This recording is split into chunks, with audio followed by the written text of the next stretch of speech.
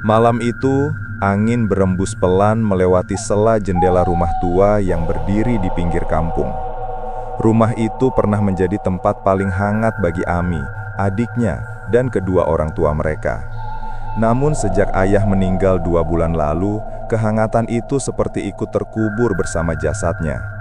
Yang tersisa hanyalah bayang-bayang perdebatan, suara isak ibu di malam hari, dan langkah kaki Ami yang semakin jarang terdengar melewati ruang tengah. Ami duduk di ruang tamu rumahnya sendiri, jauh dari rumah masa kecil itu. Di atas meja, surat pembagian warisan terlipat rapi. Di dalamnya tertulis jelas bahwa ia sudah mendapatkan bagian berupa sejumlah uang tabungan peninggalan ayah dan 1 petak tanah kecil. Namun pikirannya tidak tenang. Baginya, itu tidak cukup. Ayah memiliki sebidang tanah yang lebih luas di samping rumah, lengkap dengan sertifikat asli yang selalu disimpan dalam lemari besi di kamar ibu. Tanah itu yang selama ini diincarnya, entah sejak kapan, mungkin sejak ia mulai menghitung kebutuhan hidupnya sendiri. Sementara itu, di rumah ibu, keadaan jauh berbeda. Adik Ami, Dani, menghabiskan sore dengan menyapu halaman sambil sesekali memastikan ibu cukup istirahat. Dani bukan orang yang pandai berbicara, tapi hatinya lembut. Ia tidak pernah memikirkan warisan. Baginya merawat ibu setelah kepergian ayah adalah tugas dan bentuk cinta yang sewajarnya ia lakukan. "Ami tadi telepon?" tanya ibu yang keluar dari kamar dengan langkah pelan. "Tidak, Bu," jawab Dani sambil tersenyum kecil. "Beliau mungkin sibuk." Ibu menunduk. Ia tahu anak pertamanya itu memang sibuk dengan urusan yang tidak pernah ia mengerti. Sejak pembagian warisan diumumkan, Ami menjadi jauh, dingin, dan selalu menanyakan hal yang sama. "Sertifikat tanah ayah di mana, Bu? Kapan saya bisa lihat?" Padahal Ami sudah mendapatkan salinannya, lengkap dengan tanda tangan notaris. Tapi Ami tidak puas. Ia bersikeras ingin memegang dokumen asli, sesuatu yang tentu saja membuat ibu gelisah. Sertifikat itu adalah kenangan ayah, sesuatu yang dahulu mereka perjuangkan bersama dari hasil menabung selama puluhan tahun. Memberikannya begitu saja terasa berat. Sore itu, tanpa pemberitahuan, Ami tiba-tiba datang mengetuk pintu. Dani membuka pintu dan tertegun melihat wajah kakaknya tampak letih namun penuh tekad. "Kak Ami," sapa Dani. Ami langsung masuk tanpa menjawab dan menuju ruang tengah. Ibu menyusul dengan langkah ragu. "Ada apa lagi, Nak?" tanya ibu lembut. Ami mengangkat wajahnya. "Bu, saya butuh sertifikat tanah itu, yang asli." Ibu menarik napas panjang. "Ami, kamu sudah punya bagianmu. Tanah itu akan dikelola bersama nanti. Lebih baik kita urus pelan-pelan, jangan tergesa." "Tergesa?" Ami tertawa kecil, tapi nada suaranya gitir. "Bu, saya anak pertama, saya yang paling berhak." Dani bergerak mendekat, mencoba menjadi penengah. "Kak, masalah ini kan sudah diselesaikan oleh notaris, jangan bertengkar lagi, Bu, sedih." Ami menatap Dani tajam. "Kamu enak ngomong Dan, kamu di sini setiap hari, bisa saja mempengaruhi Bu. Kamu kan anak kesayangan." Suasana berubah kaku. Ibu menunduk, suaranya nyaris bergetar ketika berkata, "Ibu tidak ingin keluarga kita pecah. Sertifikat itu masih ibu simpan. Tidak ada yang berubah, tidak perlu diperebutkan." Namun kata-kata itu tidak dapat menembus hati Ami yang sudah diliputi rasa iri dan kecemasan. Baginya, tanah itu adalah simbol kemenangan, benteng terakhir yang harus ia kuasai, meski ia tidak tahu untuk apa. Ia hanya yakin bahwa dialah yang pantas memilikinya. Hari-hari berikutnya, Ami jarang pulang, tapi telepon dan pesannya selalu menuntut hal sama. Nada suaranya makin memaksa. Hingga suatu malam, ketika Dani dan ibu sedang duduk di teras menatap langit, mereka merasakan hawa rumah berubah, dingin, lembab, dan aneh.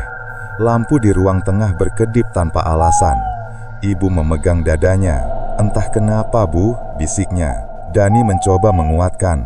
Ini mungkin karena Bu kecapean, namun keduanya merasakan bahwa ada sesuatu yang tidak wajar. Burung-burung yang biasanya hinggap di pohon depan rumah tidak lagi tampak. Angin terasa seperti membawa desis yang tidak bisa dijelaskan. Malam itu, ibu tidak bisa tidur. Dani mendengar langkah-langkah halus di luar jendela, seperti seseorang mengitari rumah.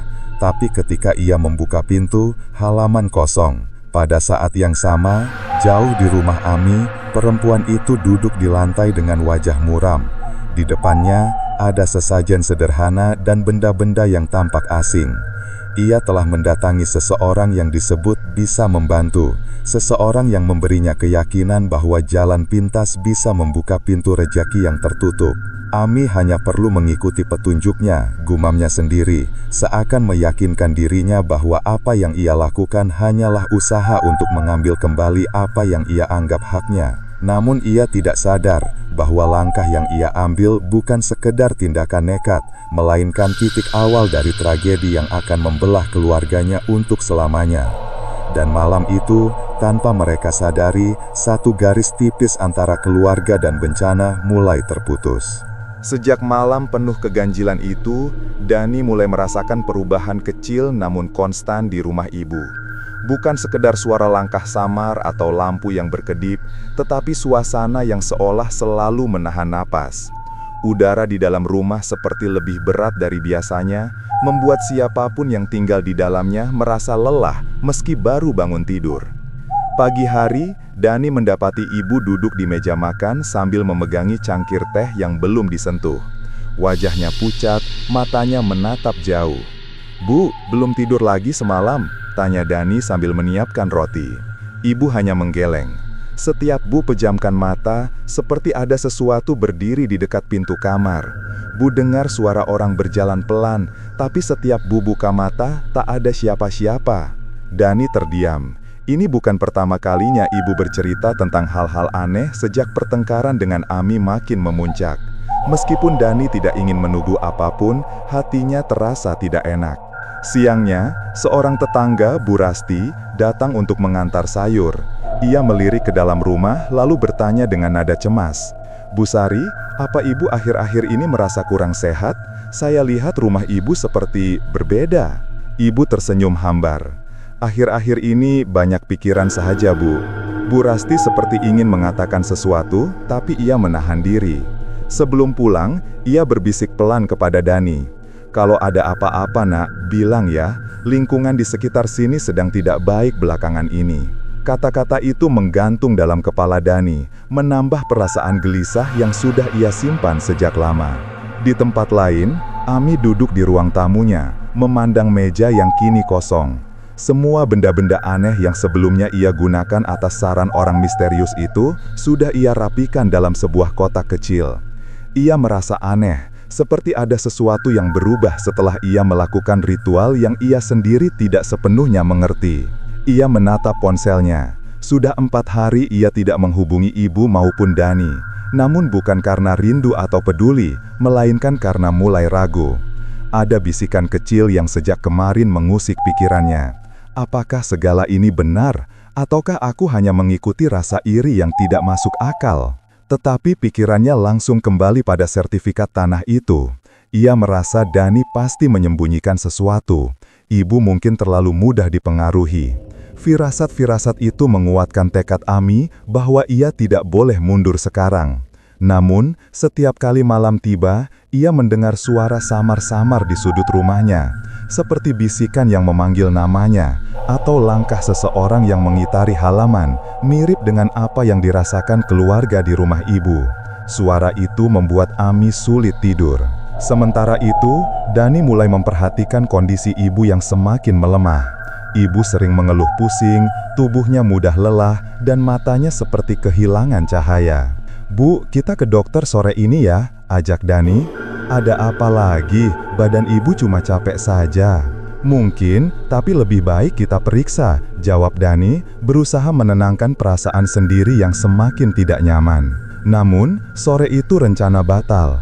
Saat Dani bersiap mengantar ibu keluar rumah, tiba-tiba kain gorden di ruang tengah bergerak sendiri, padahal jendela tertutup rapat. Ibu langsung memegang lengan Dani, napasnya tersengal. "Kamu lihat, Dan?" Dani menelan ludah. "Angin, Bu, mungkin dari celah pintu."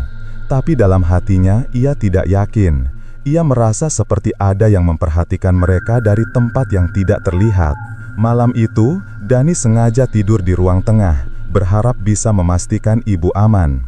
Lampu sengaja dibiarkan menyala. Namun menjelang dini hari, ia terbangun oleh suara seperti benda kecil jatuh dari atas lemari.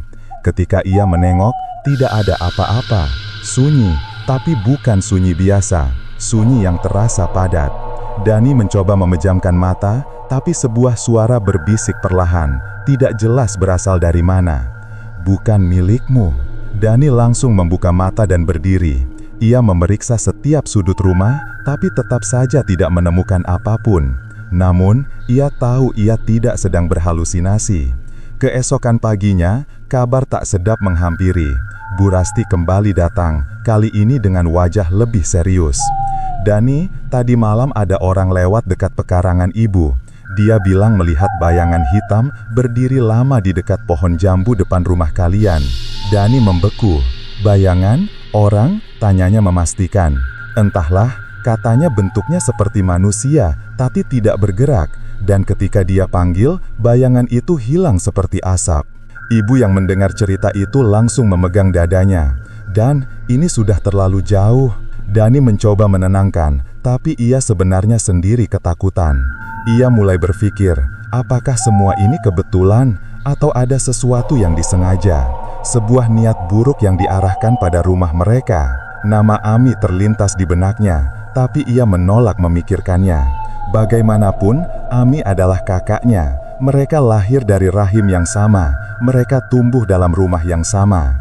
Tidak mungkin Ami ingin sesuatu terjadi pada mereka. Namun, hati kecilnya terus bergetar mengingat sikap Ami belakangan ini. Malam itu, Dani memutuskan untuk menghubungi Ami. "Kak, bisa datang besok? Bu perlu kakak," ucapnya singkat dalam telepon. Suara Ami terdengar dingin. "Kalau tentang sertifikat, aku..." "Bukan itu," potong Dani. "Bu sedang tidak sehat, dan banyak hal aneh terjadi di rumah. Kakak Ami tidak merasakan apa-apa di rumahmu." Ami terdiam lama. Begitu lama, sampai Dani hampir mengira telepon mati. Kemudian Ami menjawab lirih, "Aku tidak bisa cerita sekarang. Ini soal keselamatan, Bu." Ami tetap diam. Dani menggenggam ponsel kuat-kuat. "Kalau kakak tahu sesuatu, tolong hentikan." "Apa maksudmu?" Suara Ami terdengar gugup. "Entahlah, aku hanya merasa semua ini tidak wajar." Dani menelan ludah. "Dan mulainya bersamaan dengan kakak semakin menekan soal warisan." Telepon itu kemudian ditutup Ami tanpa sepatah kata pun. Malam pun jatuh, membawa hawa dingin yang jauh lebih menusuk dari malam-malam sebelumnya. Langit gelap tanpa bintang. Ibu berbaring di kamar, sementara Dani berjaga di ruang tengah. Namun malam itu terasa lebih berat. Bayangan sudut rumah seperti bergerak pelan. Suara bisikan mulai terdengar lagi, kali ini lebih jelas, lebih dekat. "Apa yang bukan hakmu, tidak akan kau pegang." Dani berdiri, napasnya tercekat. Ia merasa sesuatu berada tepat di belakangnya. Ketika ia menengok, tidak ada apapun, hanya kursi tua dan meja kayu. Tetapi hawa itu dingin dan pekat. Dani akhirnya berlari ke kamar ibu, memastikan keadaan. Ibu berbaring dengan mata terpejam, tapi napasnya tidak teratur. Dani menggoncang bahunya pelan. Bu, bangun." Ibu membuka mata perlahan, dan ada yang memanggil nama ibu di luar jendela. Perasaan takut Dani mencapai puncak. Ia memutuskan satu hal, besok ia akan membawa ibu pergi dari rumah itu apapun yang terjadi. Namun ia tidak tahu bahwa malam itu adalah titik di mana semuanya mulai berubah permanen. Malam itu adalah malam sebelum tragedi. Pagi itu, matahari baru saja merangkak naik ketika Dani menyiapkan tas kecil berisi pakaian ibu, obat-obatan, dan dokumen penting. Malam sebelumnya terlalu mencekam untuk dibiarkan berlalu tanpa tindakan. Dani sudah bulat tekad, ia akan membawa ibu tinggal sementara di rumah pamannya di kecamatan sebelah, jauh dari gangguan ganjil yang belakangan membuat rumah itu seperti asing. Ibu duduk di tepi tempat tidur, wajahnya pucat, tubuhnya lemah, namun matanya berusaha tetap tegar. "Dan, apa kita benar harus pergi?" tanya ibu lirih. Dani mengangguk. "Bu, keadaan di sini tidak baik. Bu butuh tempat yang tenang. Ibu diam sejenak. Apa Ami akan marah? Pertanyaan itu membuat Dani terhenti. Ia memikirkan telepon semalam, nada suara Ami yang dingin, penuh rasa ingin berkelit dan menolak menjelaskan apapun. Dani sebenarnya ingin percaya bahwa kakaknya itu bukan penyebab semua gangguan ini. Tapi sikap Ami akhir-akhir ini membuat segalanya sulit ditebak. Kalau Kak Ami peduli, jawab Dani pelan, harusnya dia datang menjenguk bukan marah karena sertifikat. Ibu menghela nafas panjang, seolah menerima kenyataan pahit yang tidak ingin ia telan. Sementara itu, di rumahnya sendiri, Ami mondar-mandir tanpa arah. Matahari pagi menembus jendela, tapi sinar itu tidak memberikan ketenangan apapun. Ruangan yang biasanya terasa biasa-biasa saja, kini seperti memantulkan ketegangan dari pikirannya sendiri. Kotak kecil berisi benda-benda ritual ia letakkan di atas meja. Berhari-hari ia mencoba mengabaikan perasaan aneh di rumahnya. Suara langkah samar di malam hari, pintu lemari yang bergerak sendiri, dan mimpi buruk yang menghantuinya terus-menerus. Mimpi tentang ibu dan Dani berdiri memandangnya tanpa kata, seolah menuntut sesuatu yang tidak ia pahami. Ami menggigit bibir. Ini semua hanya karena stres, ujarnya meyakinkan diri. Namun, bayangan rasa bersalah diam-diam merayap di benaknya. Ia ingat jelas saat bertemu orang misterius itu, seseorang yang menawarkan bantuan untuk membuka jalan rezeki dan memudahkan urusan hak atas tanah. Ami mengikuti semua petunjuk tanpa benar-benar berpikir panjang. Ia hanya ingin mendapatkan apa yang menurutnya pantas ia miliki. Tapi kini, ia mulai takut. Ketakutan yang membuatnya berkeringat dingin setiap kali malam tiba. Teleponnya berbunyi, sebuah pesan dari Dani. Bu sakit, kami mau pindah sementara ke rumah paman. Kak kalau bisa datang sekarang. Ami menatap layar ponsel itu lama. Pesan itu seharusnya membuatnya cemas sebagai seorang anak. Namun yang muncul justru rasa panik bercampur kesal, seolah Dani ingin menjauhkan ibu darinya. Ami meraih tas dan keluar rumah. Untuk pertama kalinya setelah berminggu-minggu, ia memutuskan untuk datang. Di rumah ibu, Dani baru saja membantu ibu berpindah ke ruang tamu ketika terdengar suara ketukan keras di pintu. Dani tersentak, tapi ibu langsung tahu siapa yang datang. Ami, bisiknya. Dani membuka pintu, dan benar, Ami berdiri di ambang dengan wajah tegang, bukan cemas, melainkan kacau. Rambutnya berantakan, matanya merah, dan tangannya gemetar. Kak Ami, Dani menatapnya heran. Ami melangkah masuk, memindai ruangan seolah mencari sesuatu. Mana ibu? Kak, pelan-pelan, ibu sedang duduk di dalam. Ami tidak menunggu, ia menuju ruang tamu. Dan begitu melihat ibu, ia terdiam di tempat. Untuk beberapa detik, rumah itu hening. Ami, sapa ibu lembut, akhirnya kamu datang. Namun, bukannya merespons dengan hangat, Ami justru menatap ibu dengan ekspresi campur aduk, takut, bersalah, marah, dan bingung. Dani memperhatikan dengan hati-hati, ada sesuatu yang tidak beres dengan kakaknya. Aku ingin sertifikat itu, kata Ami tiba-tiba. Suaranya bergetar. Dani memijit kening. Kak, ini bukan waktunya. Tutup mulutmu Dan. Ami menoleh cepat, wajahnya berubah tajam. Kamu pikir aku tidak tahu? Kalian mau pergi diam-diam dan menyembunyikan sertifikat itu selamanya. Ibu memegang dada, syok dengan nada suara Ami. Nak, ibu hanya ingin menenangkan diri. Tidak ada yang disembunyikan. Aku tidak percaya, Ami berteriak. Dani melangkah ke depan, menenangkan. Kak, lihat ibu, beliau sakit, jangan bicara begitu. Ami menatap Dani, matanya berkaca-kaca. Semua ini karena kamu yang selalu tampak lebih baik, kamu yang selalu dekat dengan ibu. Kamu pikir aku tidak merasa ditinggalkan? Dani tertegun. Kak, kenapa bicara seperti itu? Kita keluarga. Namun, Ami tidak mendengar, atau mungkin ia mendengar, tapi hatinya sudah terlalu dipenuhi kecemasan dan rasa iri bertahun-tahun yang ia pendam. Tiba-tiba sesuatu terjadi. Angin dingin berhembus pelan di dalam rumah, padahal semua jendela tertutup. Tirai bergerak pelan seperti disentuh tangan tak terlihat. Ibu menggigil dan Dani merasakan bulu kuduknya berdiri. Suasana berubah sangat hening, seperti rumah itu menahan nafas. Ami menoleh ke sekeliling, wajahnya membeku. Apa ini? Dani merasakan hawa yang sama seperti malam-malam sebelumnya. Hawa berat yang membuat nafas sesak.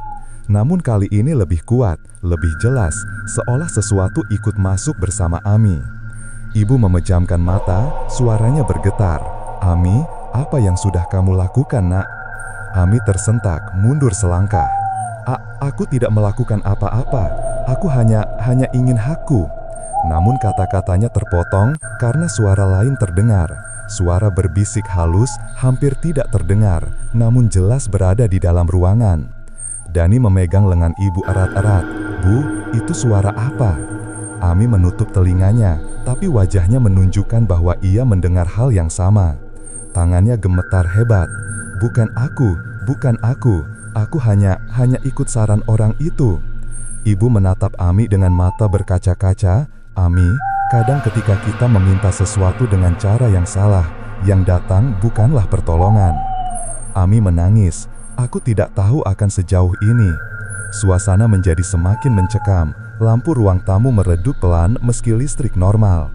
Dinding-dinding seperti memantulkan suara halus yang bergema entah dari mana. Dani berusaha berdiri di antara Ami dan ibu, tidak tahu apa yang sebenarnya sedang mereka hadapi. Ami, ujar Dani tegas namun lembut, kalau kakak tahu ada hal buruk yang kakak lakukan, kakak harus hentikan, sekarang, sebelum semuanya terlambat. Ami menggeleng keras, aku tidak tahu caranya, orang itu bilang semuanya akan lancar, dia bilang tanah itu akan kembali padaku. Aku tidak tahu kalau akibatnya seperti ini. Ibu memejamkan mata. Nak, perbuatan yang diniatkan untuk menyakiti, walaupun tidak kau akui, tetap punya arah, dan arah itu selalu kembali pada orang yang paling dekat. Hening, begitu hening sampai suara nafas pun terdengar keras. Ami terduduk di lantai. Aku menyesal, tapi bagaimana menghentikannya? Apa yang harus aku lakukan? Dani mendekat, menyentuh bahunya. Kita cari bantuan, kita perbaiki bersama. Yang penting kakak hentikan sekarang. Namun, sebelum pembicaraan itu mencapai ujung, keadaan tiba-tiba berubah. Angin dingin berhenti, rumah menjadi sunyi total. Dan dari arah luar, terdengar suara pelan seperti sesuatu menjatuhkan benda berat tepat di teras. Ibu memegang tangan Dani erat-erat, dan jangan buka pintu. Ami memandang pintu dengan wajah pucat, ada sesuatu di belakang sana, sesuatu yang mereka tidak tahu, tapi bisa merasakannya. Dani menelan ludah. Ia tahu, apapun yang terjadi setelah ini tidak akan sama lagi. Dan babak kelam keluarga itu baru saja benar-benar dimulai. Suara jatuh di teras itu terus menggema di telinga mereka, seperti denting yang tidak mau hilang. Tidak keras, namun cukup untuk membuat jantung Dani berdegup lebih cepat. Ibu menutup mulutnya, wajahnya pucat dan mata berkaca-kaca. Sementara Ami hanya menatap pintu dengan pandangan kosong, antara rasa takut dan penyesalan. Untuk beberapa saat, tidak ada yang berani bergerak. Angin yang sebelumnya menderu kini hilang sama sekali, menyisakan kesunyian yang tidak wajar. Seolah seluruh dunia menahan napas. Dani akhirnya berbisik, kita harus tetap di sini, jangan buka pintu sampai kita tahu apa itu. Namun perkataan itu membuat Ami tersentak. Kalau itu seseorang, kalau itu orang yang mencari Atu, katanya dengan suara hampir patah. Dani menatap Ami tajam. Kak, tidak ada yang tahu siapa yang kakak temui waktu itu. Tapi apapun yang terjadi, membuka pintu sekarang bukan jawaban. Ibu memegang tangan Dani lebih erat. Meski tubuhnya lemah, nalurinya sebagai seorang ibu masih kuat. Dan, jangan pergi, jangan lihat dulu. Dani mengangguk, meski kegelisahan menggerogoti pikirannya. Beberapa menit berlalu, namun suara lain tidak terdengar. Tidak ada langkah, tidak ada bisikan, tidak ada ketukan. Hanya hening panjang yang terasa aneh. Ami akhirnya duduk di lantai, bersandar pada dinding sambil memeluk lututnya. Semuanya salah, gumamnya tanpa henti. Dani menarik napas panjang. Kak Ami, kakak harus cerita semuanya. Siapa orang yang kakak temui? Apa yang sebenarnya kakak lakukan sampai keadaan jadi seperti ini? Ami menundukkan kepala, suaranya bergetar. Aku tidak tahu namanya. ada yang bawa aku ke rumahnya. Katanya dia bisa membantu menghilangkan hambatan dalam hidupku. Dia bilang aku sering sial karena ada energi buruk dari keluarga sendiri. Dani terpaku. Kakak percaya begitu saja? Ami mengusap wajahnya. Waktu itu aku kesal dan aku merasa selalu disalahkan. Merasa kalian menjauh dariku. Aku ingin diakui. Aku ingin warisan itu sebagai bukti kalau aku masih punya posisi sebagai anak pertama. Ibu menunduk, air mata jatuh perlahan. Ami, kalau kau bicara dari dulu, kita bisa cari jalan baik-baik. Aku tahu. Ami menutup wajahnya, suaranya pecah. Tapi orang itu bilang aku harus melakukan tahap awal, supaya hakku terbuka. Aku tidak mengerti maksudnya. Dia suruh aku menyiapkan beberapa benda. Katanya itu hanya simbolis, hanya untuk memperkuat niat. Aku tidak pernah membayangkan akan begini. Dani terpaku. Kakak, niat buruk itu bisa mengundang hal-hal yang tidak kita pahami, sekecil apapun. Ami tidak menjawab, ia hanya terisak pelan, seperti menyadari untuk pertama kalinya betapa jauh ia telah melangkah. Tiba-tiba, dari arah teras, terdengar suara lirih, bukan dentingan atau langkah, lebih seperti hembusan napas seseorang yang berdiri dekat pintu. Semua langsung membeku. Dani menahan napas, ibu memeluk dirinya sendiri. Ami menatap pintu dengan mata melebar. Suara itu tidak mengucapkan kata-kata, namun cukup jelas untuk membuat bulu kuduk meremang. Dani akhirnya berbisik, apapun itu, tidak boleh kita biarkan masuk. Ami menggigit bibir. Kalau itu, akibat dari apa yang kulakukan. Ibu memandang Ami lama, tatapannya sedih namun tegas. Akibat dapat diperbaiki Ami, tapi hanya jika kamu berani berhenti dan bertanggung jawab. Ami menggeleng lemah. Tapi bagaimana? Orang itu yang memulai semuanya. Bagaimana jika hanya dia yang bisa menghentikannya? Dani menatap kakaknya. Kak, kalau begitu kakak harus temui dia dan minta dia hentikan semuanya. Ami terpaku, wajahnya pucat. Aku takut. Tapi kalau kakak diam, ujar Dani, keadaan bisa makin buruk. Mereka saling menatap dalam keheningan yang tegang. Ibu menutup mata sambil menahan napas. Kata-kata Dani menggantung di udara, terasa lebih berat dari sebelumnya. Setelah beberapa menit, Dani memberanikan diri mendekati pintu. Ia tidak membuka, hanya mencoba mendengarkan apakah suara tadi masih ada. Tidak ada apapun. Ami perlahan berdiri. Aku akan coba cari orang itu, tapi aku tidak tahu dia tinggal di mana persis. Aku hanya mengikuti orang yang membawa waktu itu, dan jalannya gelap. Dani mengeringit. Kakak ingat ciri-cirinya? Ami mengangguk. Rumahnya di ujung desa tetangga, dekat sawah yang jarang dilalui orang. Ada pohon besar di depan rumah, itu saja yang kuingat. Ibu membuka mata perlahan. Ami, hati-hati. Orang seperti itu, tidak semuanya mau membantu menghentikan sesuatu. Dani menambahkan, kalau dia benar-benar terlibat, mungkin dia tidak ingin kakak kembali. Ami terdiam, kekhawatiran itu jelas terlihat di wajahnya. Namun ia juga sadar, tidak ada banyak pilihan. Aku akan pergi, tapi kalian jangan ikut. Dani menggeleng, tidak, aku ikut. Aku tidak percaya kakak pergi sendirian ke tempat seperti itu. Ibu mencoba bangun, tapi tubuhnya masih terlalu lemah. Dani, Ami, pulanglah setelah semuanya jelas. Jangan biarkan hal ini berlarut. Dani memegang tangan Dani. Kami akan kembali secepatnya, Bu. Bu istirahat dulu, jangan pikir macam-macam. Tanpa mereka sadari, sesuatu di luar rumah seperti bergerak menjauh. Tidak ada suara, hanya perasaan ringan sesaat, seakan tekanan yang tadi mengisi rumah sedang mundur. Dani merasakan itu, Ami juga. Dan keduanya tahu, ini bukan tanda semuanya selesai.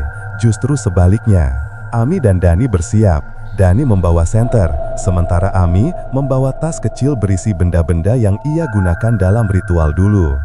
Aku rasa, kalau ini mau dihentikan, aku harus mengembalikan semua ini, ujar Ami lirih. Dani mengangguk pelan. Mereka menatap ibu sekali lagi sebelum melangkah keluar. Ibu mencoba tersenyum meski tampak sangat cemas. Ami, Dani, pulanglah dengan selamat. Saat pintu dibuka, udara luar terasa berbeda. Dingin, lebih pekat, seperti pagi itu tidak benar-benar pagi. Di teras, mereka tidak melihat apa-apa. Namun ada bekas seperti tanah yang tertekan, seolah seseorang atau sesuatu berdiri lama di sana. Dani menelan ludah, tapi tidak mengatakan apa-apa. Ami memalingkan wajah, menolak memikirkan kemungkinan buruk. Keduanya kemudian berjalan meninggalkan rumah, menuju jalan kecil yang mengarah ke desa sebelah. Jalan yang akan mereka mencari orang misterius yang memulai semuanya. Jalan yang akan mempertemukan mereka dengan jawaban atau bahaya yang lebih besar lagi. Dan tanpa mereka sadari, langkah pertama itu adalah langkah yang tidak bisa mereka tarik kembali. Setelah kematian ibu dan Arif yang misterius, rumah warisan keluarga itu berubah menjadi pusat perhatian warga sekitar. Bukan hanya karena dua kejadian berturut-turut yang tidak wajar, tetapi juga karena tingkah Ami yang semakin aneh dan penuh kecurigaan. Meskipun ia menangis di depan orang-orang, tetangga sering melihatnya berjalan mondar-mandir di halaman rumah pada malam hari sambil berbisik sendiri seakan berbicara dengan seseorang yang tak terlihat. Sementara itu, Hana, sepupu Ami dari pihak ayah, datang ke desa untuk membantu mengurus pemakaman dan sisa-sisa urusan keluarga. Sejak awal, ia merasakan sesuatu yang janggal. Ia mengenal Arif sebagai sosok penyabar, tidak pernah bermasalah, dan selalu berusaha rukun dengan kakaknya, meski Ami kerap bersikap berlebihan. Saat melihat kondisi rumah yang terasa dingin dan berat, Hana langsung menyadari ada sesuatu yang jauh lebih gelap dari sekedar konflik keluarga biasa. Beberapa hari setelah pemakaman, Hana menemukan buku catatan kecil milik Arif yang terselip di bawah meja ruang tengah. Tulisan tangan Arif yang rapi namun tergesa-gesa di beberapa halaman membuatnya merinding. Dalam catatan itu, Arif menuliskan tentang perubahan sikap Ami yang semakin tidak wajar setelah kematian ayah mereka. Arif sering menuduh Arif menyembunyikan dokumen, padahal semuanya sudah dibagikan sesuai wasiat. Arif juga menulis tentang beberapa kejadian aneh, seperti suara ketukan di pintu tengah malam, bayangan yang melintas di dapur, dan Ami yang sering melakukan sesuatu sendiri di kamar dengan pintu terkunci. Hana semakin curiga, terlebih ketika menemukan keterangan Arif di halaman terakhir yang seolah ditulis dengan rasa takut. Di sana, ia menulis bahwa Ami sempat mengancamnya secara tersirat. "Kalau kau tak menyerahkan semuanya, aku tahu cara membuatmu menyingkir." Begitu salah satu kalimatnya. Tidak berisi kekerasan eksplisit, tetapi menunjukkan tekanan psikologis yang kuat. Merasa perlu mencari kebenaran, Hana mulai bertanya kepada beberapa tetangga dekat. Salah satu tetangga tua, Mak Rashid, mengatakan bahwa malam sebelum Arif jatuh sakit, ia melihat Ami pergi ke rumah seseorang di ujung desa. Rumah itu dikenal sebagai tempat seorang perempuan bernama Lela, sosok yang katanya pintar dan sering didatangi orang yang ingin mencari jalan pintas untuk menyelesaikan masalah mereka. Mak Rashid tidak menuduh, namun ucapannya cukup membuat Hana semakin gelisah. Hana kemudian memutuskan untuk mencari tahu lebih jauh. Ia mendatangi rumah Lela, namun saat mengetuk pintu, tidak ada jawaban. Rumah itu terlihat sepi meski lampu teras menyala. Beberapa tetangga sekitar mengatakan bahwa Lela pergi entah kemana sejak 2 hari lalu. Waktu kepergian yang kebetulan berdekatan dengan meninggalnya ibu dan Arif makin membuat Hana tidak tenang. Pulang ke rumah, Hana menemukan Ami duduk sendirian di ruang tamu sambil menatap sertifikat tanah yang ada di pangkuannya. Matanya merah, entah karena menangis atau kurang tidur. Ketika melihat Hana, ia tersenyum samar, tapi senyum itu terasa aneh, seperti dipaksakan. "Kenapa kamu utak-atik barang-barang Arif?" tanya Ami tiba-tiba. Suaranya datar tanpa intonasi. Hana terkejut. "Aku tidak utak-atik apa-apa, aku hanya membersihkan rumah." Ami menatapnya lama, seolah mencoba membaca isi hati seputunya. "Tidak usah ikut campur urusan keluarga ini. Kamu cuma sepupu, bukan siapa-siapa di rumah ini," katanya tajam. Kata-kata itu membuat Hana sadar bahwa Ami bukan hanya berubah, dia tenggelam dalam obsesi yang sudah tak bisa dijangkau oleh logika. Ada ketakutan tersembunyi dalam nada suaranya, tetapi juga semacam keputusasaan, seolah ia tahu sesuatu yang tidak diketahui orang lain, namun terlalu takut untuk mengatakannya.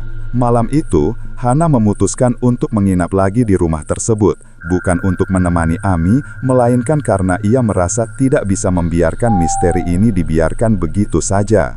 Ada banyak hal yang tidak masuk akal, dan ia merasa Arif ingin mengatakan sesuatu melalui catatannya. Saat tengah malam, Hana terbangun karena mendengar suara sesuatu jatuh dari dapur. Awalnya ia mengira itu hanya tikus atau angin, tetapi suara itu terdengar terlalu jelas. Ia memberanikan diri bangun, berjalan perlahan menuruni lantai kayu yang berderit, lalu menuju dapur. Di sana, ia melihat sesuatu yang membuat dadanya sesak. Ami sedang duduk di lantai dapur, memegang salah satu foto keluarga mereka. Ia menangis terisak, namun tangisannya terdengar terputus-putus seperti orang yang hampir kehabisan tenaga. Di depannya, terdapat lilin kecil yang menyala, dengan beberapa kertas bertuliskan nama Arif dan ibunya, kertas yang tampak seperti bekas terbakar sebagian. Dalam catatan itu, Arif menuliskan tentang perubahan sikap Ami yang semakin tidak wajar setelah kematian ayah mereka. Ami sering menuduh Arif menyembunyikan dokumen, padahal semuanya sudah dibagikan sesuai wasiat. Arif juga menulis tentang beberapa kejadian aneh, seperti suara ketukan di pintu tengah malam, bayangan yang melintas di dapur, dan Ami yang sering melakukan sesuatu sendiri di kamar dengan pintu terkunci. Hana semakin curiga, terlebih ketika menemukan keterangan Arif di halaman terakhir yang seolah ditulis dengan rasa takut. Di sana, ia menulis bahwa Ami sempat mengancamnya secara tersirat. Kalau kau tak menyerahkan semuanya, aku tahu cara membuatmu menyingkir, begitu salah satu kalimatnya. Tidak berisi kekerasan eksplisit, tetapi menunjukkan tekanan psikologis yang kuat. Merasa perlu mencari kebenaran, Hana mulai bertanya kepada beberapa tetangga dekat. Salah satu tetangga tua, Mak Rashid, mengatakan bahwa malam sebelum Arif jatuh sakit, ia melihat Ami pergi ke rumah seseorang di ujung desa. Rumah itu dikenal sebagai tempat seorang perempuan bernama Lela, sosok yang katanya pintar dan sering didatangi orang yang ingin mencari jalan pintas untuk menyelesaikan masalah mereka. Mak Rashid tidak menuduh, namun ucapannya cukup membuat Hana semakin gelisah. Hana kemudian memutuskan untuk mencari tahu lebih jauh. Ia mendatangi rumah Lela, namun saat mengetuk pintu, tidak ada jawaban. Rumah itu terlihat sepi meski lampu teras menyala. Beberapa tetangga sekitar mengatakan bahwa Lela pergi entah kemana sejak 2 hari lalu. Waktu kepergian yang kebetulan berdekatan dengan meninggalnya ibu dan Arif makin membuat Hana tidak tenang. Pulang ke rumah, Hana menemukan Ami duduk sendirian di ruang tamu sambil menatap sertifikat tanah yang ada di pangkuannya. Matanya merah, entah karena menangis atau kurang tidur. Ketika melihat Hana, ia tersenyum samar, tapi senyum itu terasa aneh, seperti dipaksakan. "Kenapa kamu utak-atik barang-barang Arif?" tanya Ami tiba-tiba. Suaranya datar tanpa intonasi. Hana terkejut. "Aku tidak utak-atik apa-apa, aku hanya membersihkan rumah." Ami menatapnya lama, seolah mencoba membaca isi hati sepupunya. "Tidak usah ikut campur urusan keluarga ini, kamu cuma sepupu, bukan siapa-siapa di rumah ini," katanya tajam. Kata-kata itu membuat Hana sadar bahwa Ami bukan hanya berubah, dia tenggelam dalam obsesi yang sudah tak bisa dijangkau oleh logika. Tak ada ketakutan tersembunyi dalam nada suaranya, tetapi juga semacam keputusasaan, seolah ia tahu sesuatu yang tidak diketahui orang lain, namun terlalu takut untuk mengatakannya. Malam itu, Hana memutuskan untuk menginap lagi di rumah tersebut, bukan untuk menemani Ami, melainkan karena ia merasa tidak bisa membiarkan misteri ini dibiarkan begitu saja.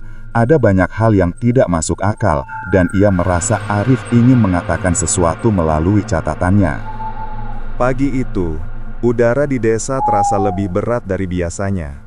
Embun belum sepenuhnya mengering ketika Hana berdiri di halaman rumah warisan keluarga itu, menatap sekeliling dengan rasa cemas. Pintu depan yang terbuka sedikit semalam, kini dibiarkan menganga lebar, seperti mengundang angin masuk membawa kabar buruk. Ami masih belum ditemukan sejak ia menghilang begitu saja di tengah malam, meninggalkan Hana dengan banyak pertanyaan yang menggantung tanpa jawaban. Setelah memastikan tidak ada satupun barang berharga yang hilang, Hana melangkah masuk sambil memanggil nama Ami, meski ia tahu itu sia-sia. Suasana dalam rumah terasa semakin muram. Udara dingin seolah menyelimuti setiap sudut, dan aroma kayu tua yang lembab semakin mempertebal perasaan tidak nyaman. Hana mencoba menenangkan diri sambil mengingat kembali percakapan terakhir mereka di dapur semalam. Kata-kata Ami bergema di kepalanya. Semua ini bukan salahku, semuanya keluar dari kendaliku. Nada itu bukan hanya kecewa, tetapi juga penuh ketakutan, seolah ia sedang berhadapan dengan sesuatu yang lebih besar dari dirinya sendiri. Tidak ingin membuang waktu, Hana memutuskan memeriksa kamar Ami. Pintu kamar itu biasanya selalu dikunci rapat oleh Ami, namun pagi itu terbuka sedikit. Dengan hati-hati, Hana mendorongnya. Kamar itu lebih berantakan dari yang ia bayangkan. Beberapa pakaian berserakan di lantai, lemari terbuka, dan di meja rias ada tumpukan kertas yang hendak dirobek namun tidak selesai. Di sudut meja, Hana melihat buku kecil berwarna hitam. Ia mengenali benda itu, bukan milik Arif, bukan pula milik ibu mereka. Saat membuka halaman pertama, Hana tertegun. Buku itu adalah semacam catatan harian Ami. Tulisan tangan Ami tampak tidak rapi, seperti ditulis dalam keadaan tertekan. Dalam beberapa halaman, Ami menuliskan perasaannya sejak ayah mereka meninggal. Ia merasa diabaikan, merasa Arif selalu lebih dipercaya, dan merasa semua orang menganggapnya tidak berguna. Namun di antara keluhan dan luapan emosinya, ada banyak kalimat yang membuat Hana semakin gelisah. "Kadang aku mendengar suara yang memanggilku malam-malam," tulis Ami. Suara itu bilang, "Aku harus mengambil kembali apa yang menjadi hakku. Aku tidak mau, tapi suaranya semakin keras." Ada satu halaman yang membuat Hana merinding. Di sana hanya ada satu kalimat yang ditulis berulang-ulang. "Aku harus melindungi diriku sebelum semuanya diambil dariku." Hana menutup buku itu dengan tangan gemetar. Meski tidak ada bukti konkret, catatan itu menunjukkan bahwa kondisi mental Ami mungkin lebih rapuh daripada yang mereka kira. Ia bukan hanya iri atau terobsesi dengan warisan, ia mungkin sedang diganggu rasa cemas akut, paranoia, atau bahkan hal-hal yang tidak mampu ia kendalikan sendiri. Hana segera keluar dari kamar, berniat pergi ke rumah ketua RT. Namun ketika ia hendak menutup pintu depan, sesuatu di tanah membuatnya berhenti. Ada jejak kaki kecil di dekat halaman, mengarah ke jalan setapak menuju kebun bambu di belakang rumah. Jejak itu tampak tergesa-gesa, meninggalkan bekas di tanah yang masih lembab. Hana memutuskan mengikutinya. Jalan menuju kebun bambu terasa sepi dan teduh. Pepohonan tinggi di kiri kanan jalan membuat cahaya matahari hanya masuk berupa garis-garis tipis. Semakin jauh ia masuk, semakin terasa hawa dingin menusuk kulit. Biasanya kebun bambu itu ramai oleh anak-anak desa yang bermain, namun hari itu sunyi, seakan desa sedang menahan nafas. Tak lama kemudian, Hana menemukan kain selendang kecil di tanah. Ia mengenali pola dan warnanya. Itu milik Ami, selendang yang sering ia pakai ketika keluar rumah. Hana memungutnya sambil menatap sekeliling. Tidak ada tanda-tanda kehadiran Ami, hanya suara angin yang menggesek daun-daun bambu dengan lirih. Ketika hendak melangkah lebih jauh, suara seseorang tiba-tiba memanggil dari belakang. Hana menoleh dan melihat Pak Gani, penjaga kebun yang sering lewat daerah itu. "Hana, kamu ngapain masuk ke sini sendirian?"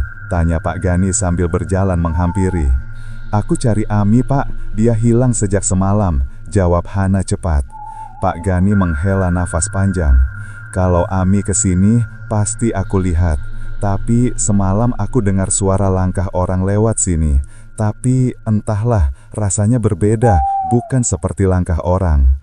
Hana merasa tengkuknya meremang. "Maksudnya, Pak?" "Langkahnya cepat, seperti orang berlari, tapi tak ada suara nafas atau suara ranting patah." Pak Gani menggeleng. "Mungkin cuma perasaanku."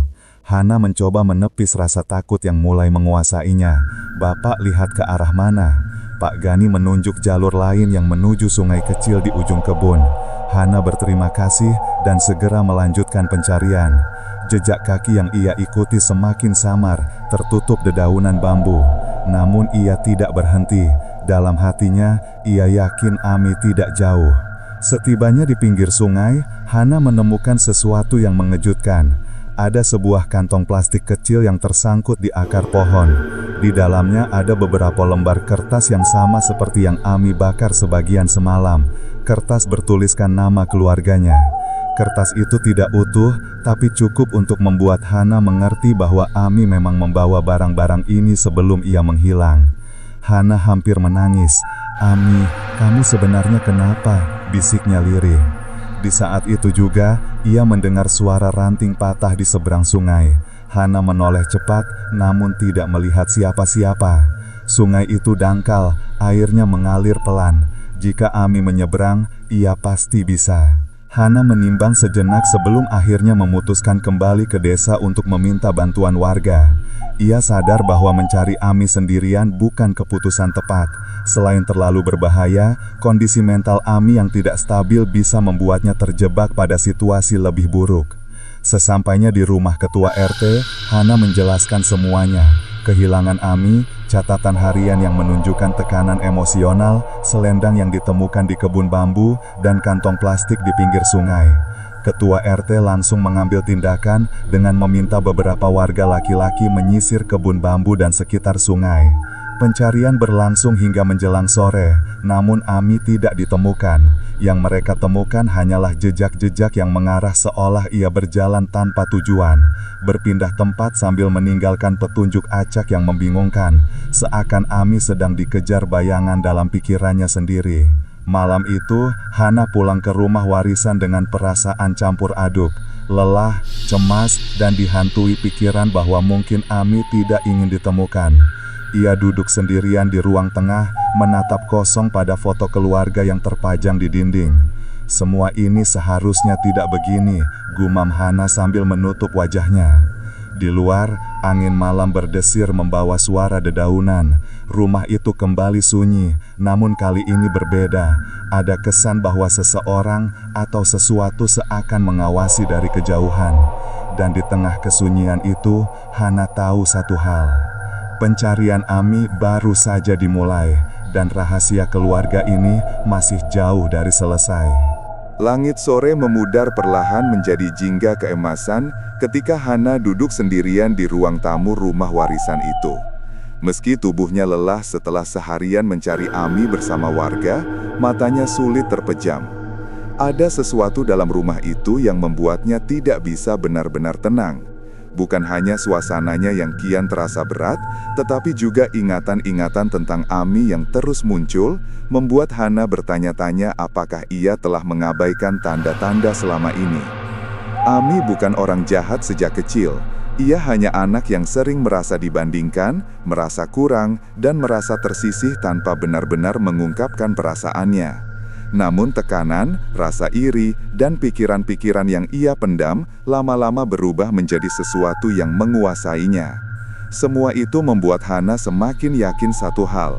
Ami sedang tenggelam, bukan hanya hilang secara fisik, tetapi juga kehilangan arah dalam pikirannya sendiri.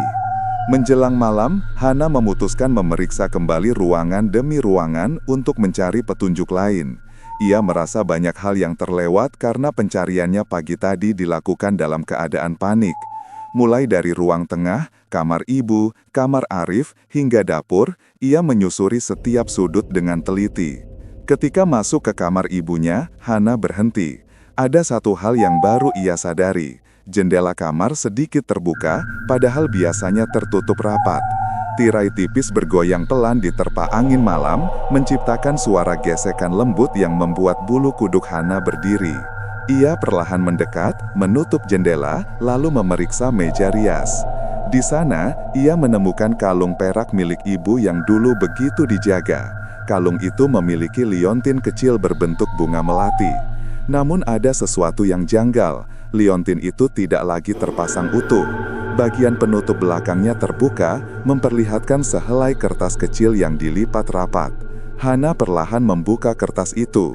Di dalamnya tertera tulisan tangan ibunya yang indah, namun tampak ditulis tergesa-gesa. Jika sesuatu terjadi padaku, jaga Arif dan Ami. Ami semakin sering mendengar suara-suara. Aku takut dia tidak kuat. Hana menelan ludah. Ia sadar bahwa ibunya sebenarnya ingin mencari bantuan untuk Ami, bukan menuduh atau menyalahkannya. Ibu mereka menyadari perubahan pada diri Ami lebih awal, namun mungkin tak sempat melakukan apa-apa. Kata suara-suara kembali terngiang dalam pikiran Hana. Itu sama dengan yang Ami tulis dalam buku harian. Suara yang memanggilnya, memerintahnya, mempengaruhi pikirannya. Seolah ada suara asing yang membesar-besarkan ketakutan Ami sendiri. Hana merasakan detak jantungnya semakin cepat. Ia mulai menghubungkan titik-titik, tekanan mental, rasa iri, rasa takut ditinggalkan, dan suara-suara itu bisa saja bentuk gangguan psikologis berat. Ami mungkin tidak jahat, dia hanya tidak mampu menghadapi badai dalam kepalanya. Sambil memegang kalung itu, Hana berbisik, "Bu, kenapa tidak bilang dari dulu?" Tiba-tiba, suara ketukan pelan terdengar dari pintu depan. Hana mengangkat kepala cepat. Suara itu datang sekali, kemudian terhenti.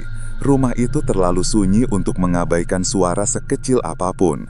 Dengan hati-hati, ia berjalan ke ruang tamu dan membuka pintu sedikit.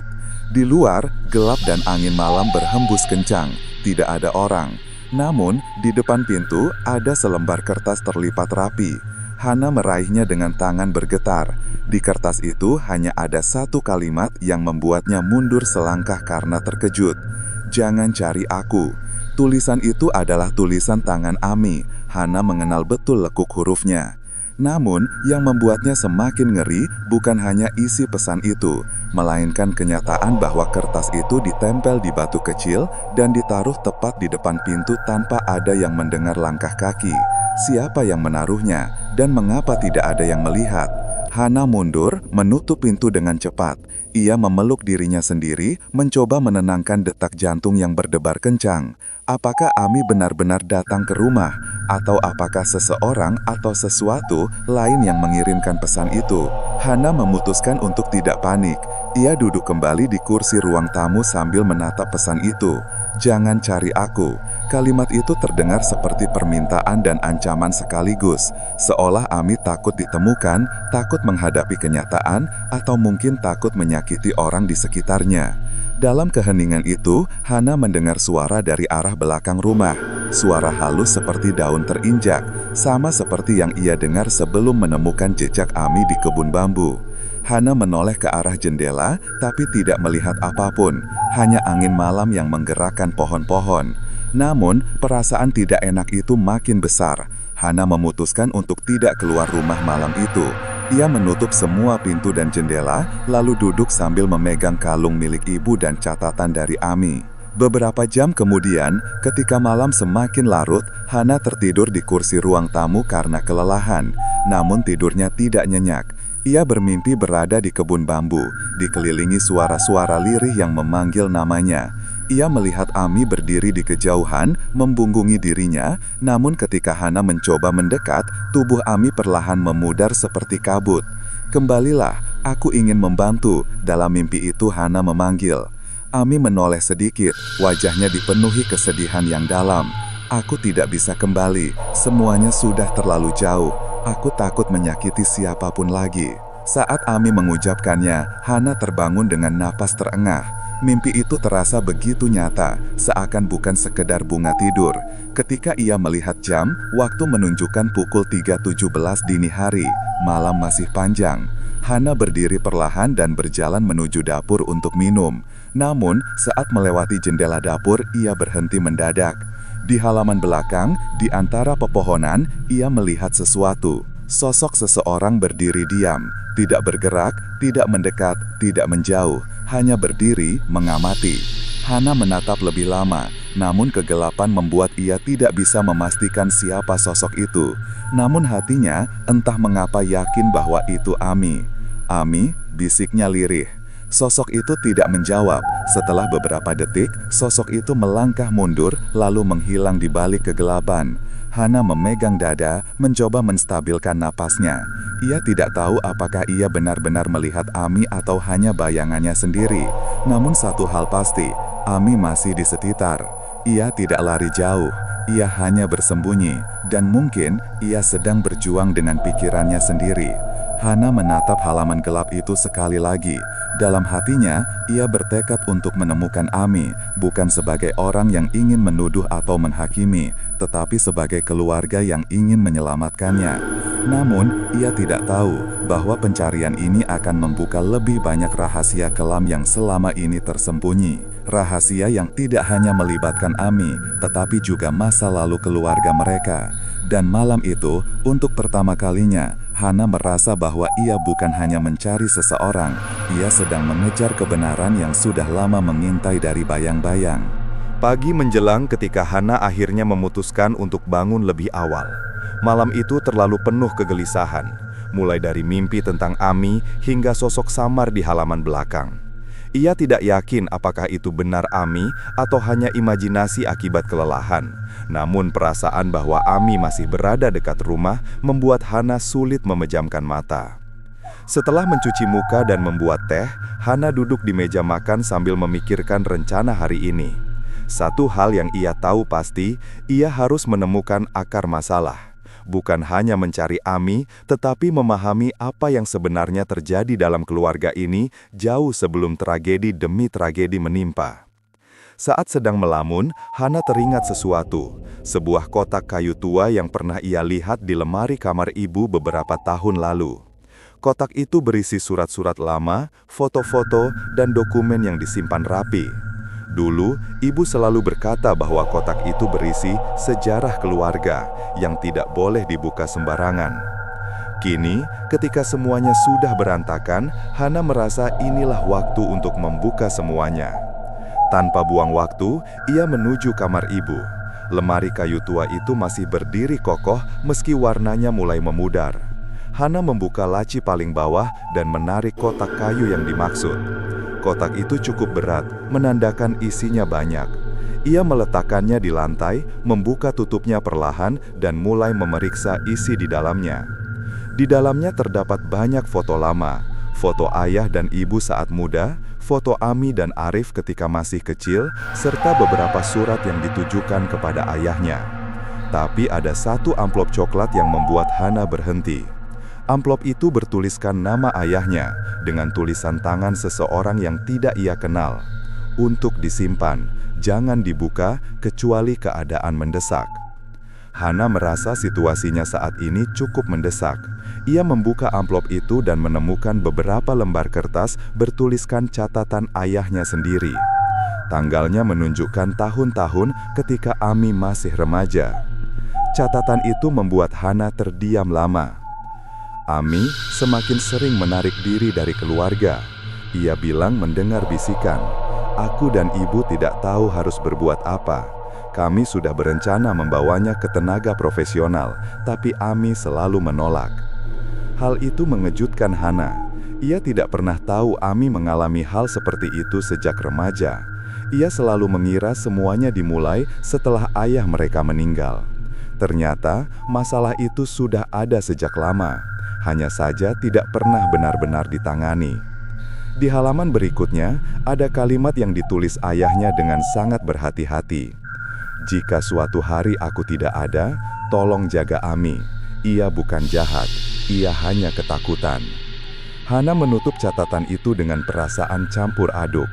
Ia mulai memahami bahwa apa yang dialami Ami bukanlah masalah sederhana. Mungkin rasa iri dan amarahnya hanya puncak dari gunung es dari seluruh pergolakan batin yang ia pendam selama bertahun-tahun. Namun pertanyaannya, apa yang memicu semuanya kembali meledak setelah ayah mereka meninggal? Sambil terus membuka kotak itu, Hana menemukan sebuah foto yang membuat jantungnya berdebar. Foto itu memperlihatkan seorang wanita paruh baya yang ia kenal samar. Wanita bernama Lela, yang disebut warga sebagai orang pintar di desa. Yang mengejutkan bukan hanya karena Lela ada di foto itu, tetapi karena ia berdiri bersebelahan dengan ayah dan ibu Ami, seakan mereka mengenal dekat. Di belakang foto itu terdapat tulisan, "Pertemuan terakhir sebelum Lela pindah rumah." Hana mengeringit. Jadi keluarganya mengenal Lela jauh sebelum Ami menghilang dan sebelum masalah warisan menjadi sumber konflik. Jika begitu, bisa jadi hubungan antara Ami dan Lela bukan sekedar hubungan klien dan penyedia jasa jalan pintas. Bisa jadi lebih kompleks dari itu. Hana memutuskan untuk mencari tahu lebih banyak. Ia membawa foto itu dan segera menuju rumah ketua RT. Di sana, ia bertemu dengan beberapa warga yang kebetulan sedang berkumpul untuk membicarakan pencarian Ami hari ini. Pak RT melihat foto itu dan langsung menghela nafas panjang. "Ah, jadi kamu tahu juga." "Tahu apa, Pak?" tanya Hana. "Bahwa Lela pernah dekat dengan keluarga kalian. Dulu, sebelum kamu lahir, ayahmu sempat bekerja sama mengurus lahan dengan keluarga Lela. Tapi karena suatu masalah, hubungan mereka merenggang." Hana semakin bingung. Masalah apa? Pak RT tampak ragu sejenak sebelum akhirnya menjelaskan. "Keluarga Lela sempat menuduh almarhum ayahmu mengambil keuntungan sepihak dalam kerjasama mereka. Sebenarnya itu hanya kesalahpahaman, tapi hubungan mereka tidak pernah pulih. Lela pindah rumah, jarang muncul, dan hubungan mereka terputus." "Lalu kenapa Lela bisa kembali dekat dengan Ami?" tanya Hana. "Itu yang kami tidak tahu," jawab Pak RT. Hana merasakan sesuatu yang tidak beres. Ia mengingat cerita Mak Rashid tentang Ami yang datang ke rumah Lela sebelum Arif dan ibu mereka jatuh sakit. Jika benar Ami bertemu orang yang punya sejarah buruk dengan keluarga mereka, apa sebenarnya yang terjadi dalam pertemuan itu? Apakah Ami meminta pertolongan? Ataukah seseorang memanfaatkan kondisi mental Ami yang sedang rapuh? Pertanyaan itu menggantung di benak Hana, membuatnya semakin ingin menyelidiki lebih jauh. Setelah beberapa diskusi, warga sepakat untuk melanjutkan pencarian ke arah berbeda hari ini, menyisir tepi sungai secara lebih luas. Hana bergabung bersama mereka dengan membawa foto itu, berharap bisa menemukan petunjuk baru. Saat mereka tiba di tepi sungai, seorang warga tua yang ikut mencari tiba-tiba memanggil, "Hana, sini nak." Hana berlari menghampirinya. Warga tua itu menunjuk ke salah satu batu besar di tepi sungai. Di sana, terdapat coretan samar seperti tulisan yang dipahat secara tergesa-gesa. Tulisan itu berbunyi, "Aku tidak sendiri di sini." Tangan Hana langsung dingin. Ia tahu tulisan itu milik Ami. Tapi bagian yang paling menakutkan adalah kalimat itu bukan menunjukkan bahwa Ami dalam bahaya, tetapi bahwa ia merasa ditemani oleh sesuatu yang tidak bisa dilihat. Hana menatap warga di sekelilingnya. "Kita harus cari lebih jauh. Ami mungkin masih dekat sini." Namun, ketika mereka menyusuri lebih jauh ke arah hutan kecil di belakang sungai, seseorang di rombongan menjerit pelan. Di semak-semak, mereka menemukan sesuatu yang membuat seluruh rombongan terdiam.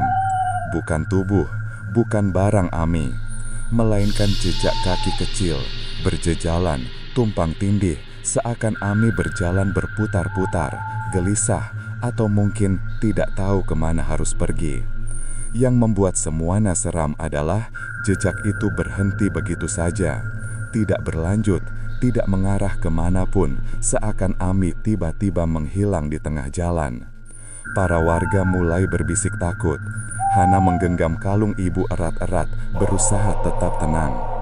Dalam hatinya, ia membisikkan satu kalimat, "Ami, aku akan menemukanmu, apapun yang sebenarnya terjadi." Namun, ia juga tahu satu hal yang menakutkan. Pencarian ini bukan lagi sekedar mencari orang hilang. Hana sedang membuka masa lalu keluarga yang selama ini tertutup rapat. Dan apapun yang ada di balik misteri itu, baru saja memulai menunjukkan wajahnya. Pagi itu, desa Kemuning terasa berbeda. Jalanan lebih sepi dari biasanya. Angin yang berhembus dari arah utara membawa aroma tanah basah yang anehnya membuat dada terasa berat. Orang-orang desa berjalan dengan langkah waspada, seakan mereka tahu bahwa hari itu bukan hari biasa. Sudah berminggu-minggu desas-desus menyebar tentang keluarga almarhum Pak Sarman dan apa yang menimpa Ami, Raka, serta Ibu Siti. Semua orang hanya berani membicarakan setengah kebenaran, karena sisanya terasa terlalu kelam untuk diucapkan. Di ruang tamu rumah keluarga itu, yang kini kosong tanpa penghuni tetap, suasana masih menyisakan bekas-bekas tragedi yang tak sepenuhnya dipahami masyarakat. Tidak ada yang benar-benar tahu apa yang menimpa Ami.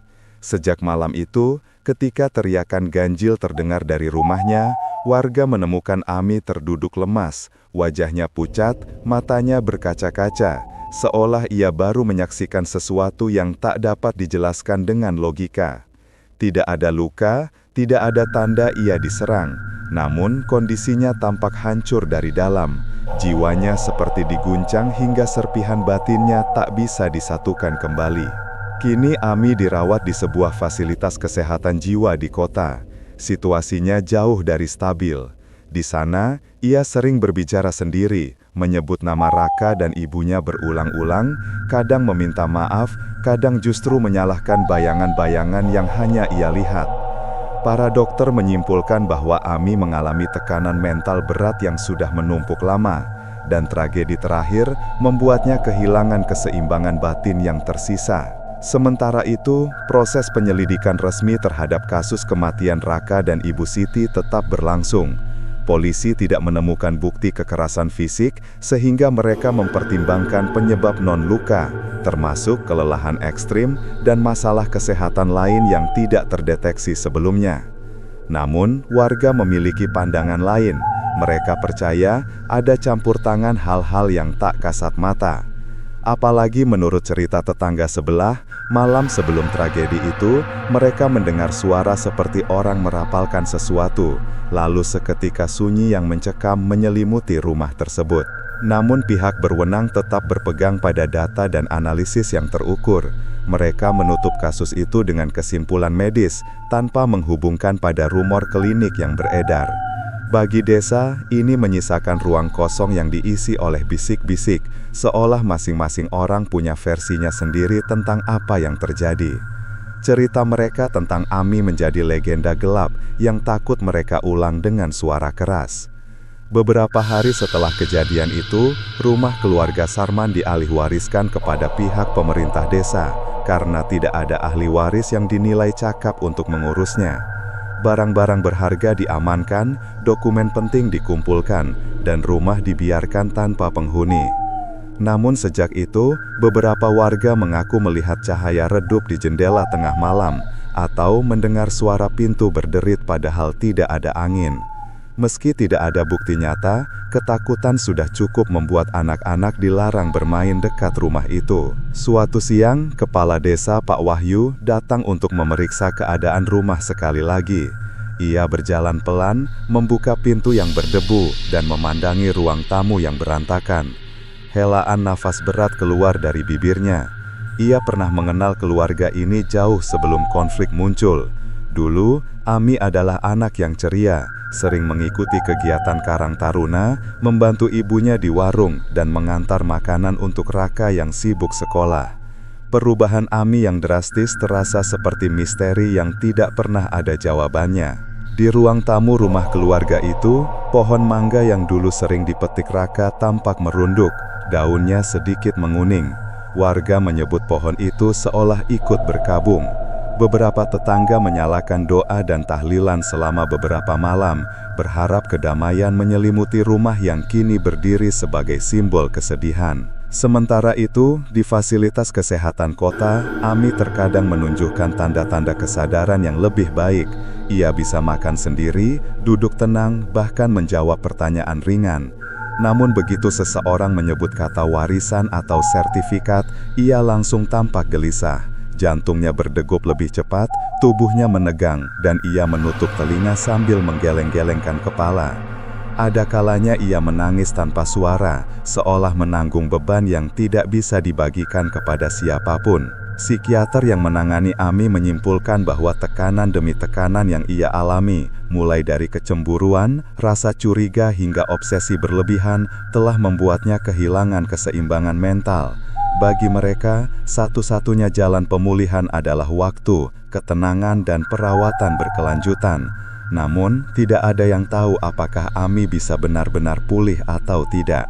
Bulan demi bulan berlalu, desa perlahan kembali normal, meski luka batin masyarakat tidak sepenuhnya hilang. Namun bagi desa, nama keluarga Sarman tetap disebut dalam bisikan, terkandung dalam cerita-cerita berhati-hati yang mengingatkan orang-orang bahwa keserakahan, bahkan bila hanya berupa pikiran gelap yang dibiarkan tumbuh, dapat membawa seseorang pada jalan yang sangat berbahaya. Pada akhirnya, kisah keluarga itu menjadi sebuah pelajaran pahit tentang bagaimana manusia dapat berubah ketika nafsu dan ketakutan menguasai diri, tentang bagaimana kebencian yang dipelihara perlahan-lahan menggerogoti akal sehat, dan tentang bagaimana sebuah keluarga yang pernah damai bisa hancur bukan karena takdir, melainkan luka batin yang tidak pernah disembuhkan. Di ruang tamu rumah itu tetap berdiri, sunyi. Ami tetap dirawat jauh dari desa, menjalani hidup dalam dunia yang kini hanya ia yang memahami. Raka dan Ibu Siti telah pergi, meninggalkan jejak tentang kebaikan dan keikhlasan yang terlambat disadari Ami. Dan desa itu sekali lagi belajar untuk berjalan maju, sambil membawa kenangan tragedi yang tak akan pernah benar-benar hilang dari ingatan mereka.